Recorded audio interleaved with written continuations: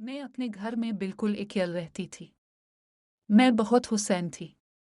मेरा मियाँ मुझे ज़रा भी वक्त नहीं देता था, जिस बात से मैं बहुत तंग थी। मेरे सामने वाले घर में मजदूर काम कर रहे थे। एक जवान मेरे दरवाजे पर पानी लेने के लिए आया। इसकी नज़रें मुझ पर कुछ अजीब सी थीं। जैसे ही मैं इसके लिए पानी लेने अंदर गई, वो भी मेरे पीछे चला आया।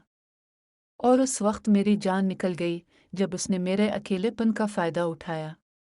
पहले तो इसने मुझे गिले से लगाया, फिर मेरा सब कुछ हटा दिया और मेरे गाबुआरों को भी आज़ाद कर दिया और मेरे साथ खेलना शुरू हो गया। सारा सारा दिन दुपट्टे से बेनियाज खिड़की में सामने वाले घर की तामीर देखते। मुझे घरों के नक्शों में बड़ी दिलचस्पी थी। हम जिस आबादी में रहते थे, वहाँ दूर दूर तक घर नहीं थे। अब यहाँ आबादी होना शुरू हुई थी। ये एक सुनसान सा इलाका था, जो शहर के बिल्कुल आखिरी कोने पर था। मेरा मियाँ इलियास रोज 2.5 घंटे का सफर करके अपने रोजगार पर जाता और मैं सारा सारा दिन अकेले रहती। इलियास को वापस आने में रात हो जाती और मुझे इस जगह पर बहुत खौफ महसूस होता। पिछले कुछ दिनों से हमारे सामने नया घर बनना शुरू हुआ था और काफी रौनक हो गई थी। सारा सारा दिन लोग काम करते और एक नया शोर सा रहता। मैं भी अकेले थी और इतना अरसा बाद मुझे घर के आगे लोग नजर आए। मैं तो सारा सारा वक्त खिड़की में खड़ी मजदूरों को देखती रहती, लेकिन मुझे हरगिज अंदाजा नहीं था कि जिस तरह मैं लोगों को देख रही हूँ, इसी तरह किसी की नज़र मुझ पर भी जिमी हुई है। मजदूरों को काम करते हुए कई दिन गुजर गए थे। गर्मी की शिद्दत थी और इस इलाके में बिजली का भी कोई इंतज़ाम नहीं था। मैं अकेले सारा सारा दिन खिड़की पर खड़ी रहती। गर्मी की वजह से हल्के कपड़े पहनती, जिनसे मेरा गोरा चिट्टा बदन नुमायां होता, और मेरे गाबोरे मजदूरों को नजर आते, जिन पर लिबास पहनकर मुझे खुशी महसूस होती। मैं इस उम्र के हिस्से में भी जवान और फिट थी, लेकिन मुझे एहसास न हुआ कि मैं किसी और के जज्बात को भी भड़काने की वजह बन रही हूँ। आज भी मैं खिड़की पर खड़ी मजदूरों को काम करते देख रही थी। सफ़ेद बदन पसीने से तर हो रहा था, क्योंकि बिजली नहीं थी।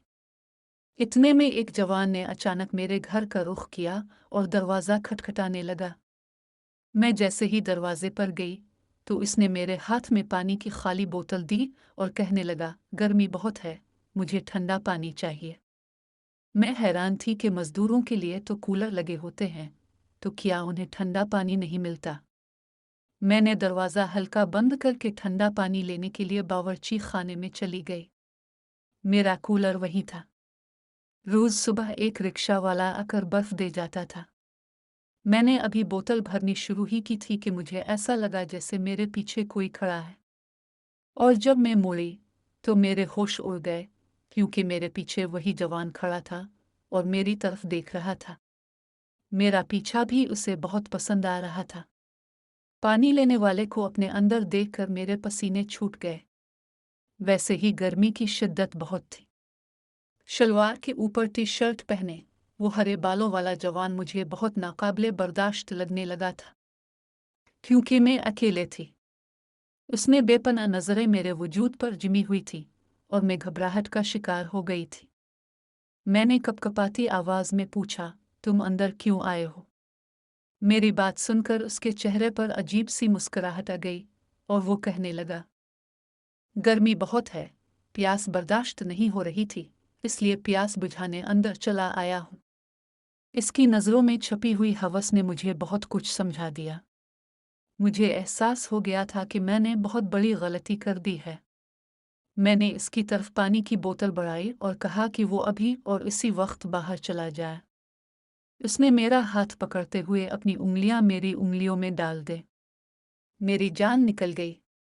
वो कहने लगा, बीवी जी, घबराती क्यों हो? क्या मैं कोई गैर तो नहीं?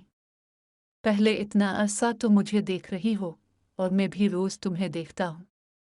तुम बहुत खूबसूरत हो। तुम्हारे वजूद से मेरी नज़र नहीं हटती।